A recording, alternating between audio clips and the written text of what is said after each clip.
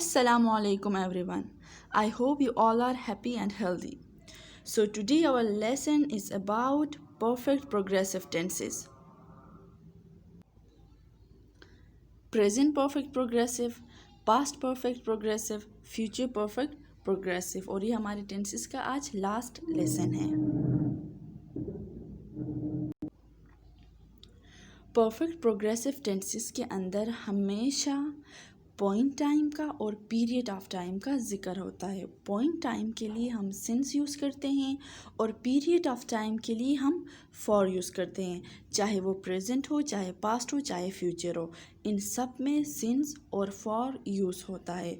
Point time के लिए since और पीरियड ऑफ टाइम के लिए फॉर. इसका सेंटेंस स्ट्रक्चर उर्दू में पहले इनकी पहचान कैसे होती है. प्रेजेंट टेंसेस के अंदर हमारे पास आता है रहा है, रही है, रहे हैं. पास्ट में हमारे पास है रहा था, रही थी, रहे थे. फ्यूचर में रहा होगा, रही होगी, रहे होंगे. अब इसका सेंटेंस स्ट्रक्चर है सब्जेक्ट प्लस हैज़ बीन और हैव बीन प्लस वर्ब की आईएनजी फॉर्म प्लस फॉर और सिंस. अगर पीरियड ऑफ टाइम है तो फॉर, अगर पॉइंट टाइम है तो सिंस. और पहले भी मैंने कहा था जब भी प्रोग्रेसिव टेंस की या कंटिन्यूस टेंस की बात होती है तो हमेशा वर्ब की आईएनजी फॉर्म ही यूज़ होती है. ये हो गया प्रेजेंट में इसका सेंटेंस स्ट्रक्चर. अब पास्ट में इसका सेंटेंस स्ट्रक्चर कैसे होगा. Subject plus had been plus verb ING plus since और for.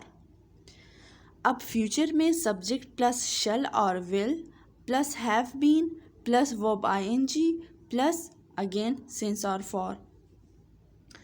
Look at the sentences below. Positive sentences भी यहाँ पे है, नेगेटिव भी और इंट्रोगेटिव भी. She has been writing for an hour.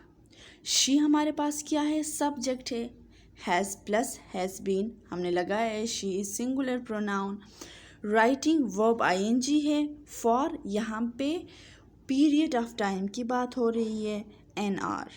So she has been writing for an hour. It is present present perfect progressive tense. अब इसी का पास्ट देखिए, इसी सेंटेंस का. She had been writing for an hour. So she, here it is subject plus had been plus verb ing writing for an hour. So it is the past perfect progressive tense. अब इसी का future देखिए. she will have been writing for an hour. यहाँ भी हमारे पास perfect sentence structure है, subject plus will have been plus verb ing writing for an hour. अब हम इसको अगर since में चेंज करते हैं, पॉइंट टाइम पे चेंज करते हैं तो कैसे करेंगे. प्रेजेंट का पॉजिटिव सेंटेंस देखिए.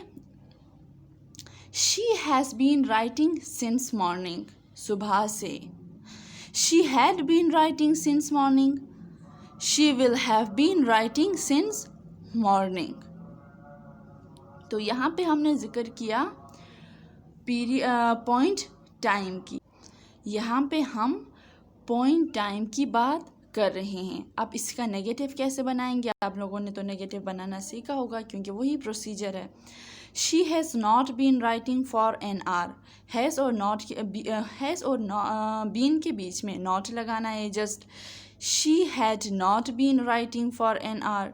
She will not have been writing for an hour. अब इसी का question sentence. Has she been writing for an hour. Had she been writing for an hour? Will she have been? Okay, will she have been writing for an hour? So negative और interrogative बनाना बहुत easy है. जो previous जो हमने 3 tenses किए थे उसी की तरह इसको भी चेंज कर देना है. आपने बस सेंटेंस स्ट्रक्चर को समझना है और पीरियड और पॉइंट टाइम के लिए आपने सिंस और फॉर ज़रूर लगाना है. विदाउट सिंस फॉर ये टेंस कंप्लीट नहीं होता. अब यहाँ पे हमारे पास और भी सेंटेंसेस है. They have been working for the last 2 hours. They had been working for the last 2 hours. They will have been working for the last 2 hours. they have not been working for the last 2 hours, have they been working for the last 2 hours। तो ये बहुत easy है, यहाँ पे एक ही sentence मैंने पहले भी बताया था, इसलिए यूज़ करती हूँ कि एक ही सेंटेंस को हम मुख्तलिफ टेंसेस में कैसे चेंज कर सकते हैं। वर्ब में, वहाँ पे हेल्पिंग वर्ब में क्या किस किस्म की और क्या क्या चेंजेस आती हैं, ताकि इजीली समझ आ जाए। अगर मैं प्रेजेंट में एक सेंटेंस यूज़ करती हूँ, पास्ट में दूसरा और फ्यूचर में तीसरा, तो वो डिफ़िकल्ट हो जाता है अंडरस्टैंड करने में। एक ही सेंटेंस इसलिए यूज़ कर रही हूँ ताकि पता चले कि ये चेंजेस पास्ट में थे, ये प्रेजेंट में और ये फ्यूचर में। इसके अंदर बाकी जो सेंटेंसेस है आप ख़ुद से रीड करें और ख़ुद से भी सेंटेंसेस बनाएं जो कि इससे अलग हो, इससे हट के हो। सेंटेंस नंबर 2 यहाँ पे देखिए, she has been working there since August. तो ये हमने सेंस लगाया, तो हम सेंस में क्या कहा था, हमने कहा था सेंस होगा पॉइंट टाइम के लिए, हम पॉइंट कर रहे हैं ना अगस्त से। She has not been working there since August. Has she been working there since August? She had been working there since August. She had not been working there since August. Had she been working there since August? She will not. She will have been working there since August. She will not have been working there since August. Will she have been working there since August? तो ये तो आप लोगों को clear हो गया होगा।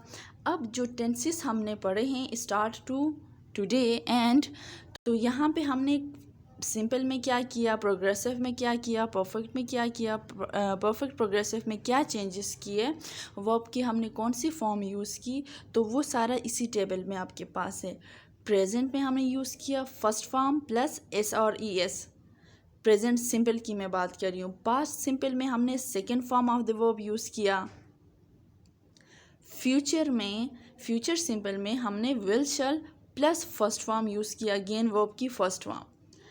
Present progressive form में हमने यूज़ किया is are am plus first form I N G. First form I N G means I N G verb, for example eat, eating. Past progressive form में हमने use किया was और were plus first form I N G. First form I N G means I N G verb. Future progressive form में हमने use किया will be plus first form plus I N G. तो progressive जो tenses है, continuous जो tenses है, इसमें हमेशा आई एन जी वो भी यूज़ होती है, जो पहले भी कई दफ़ा बता चुकी हूँ। फिर प्रेजेंट परफेक्ट में हमने यूज़ किया हैव और has plus third form of the verb. Past perfect में had plus third form. Future perfect में will have plus third form. तो जितने भी परफेक्ट टेंसेस हैं उसके अंदर हमने third form of the verb ही यूज़ किया है। फिर परफेक्ट प्रोग्रेसिव फॉर्म में हमने क्या किया, प्रेजेंट परफेक्ट प्रोग्रेसिव में हैव बीन और has been. Past perfect progressive में हमने क्या किया, had been plus first form I N ji.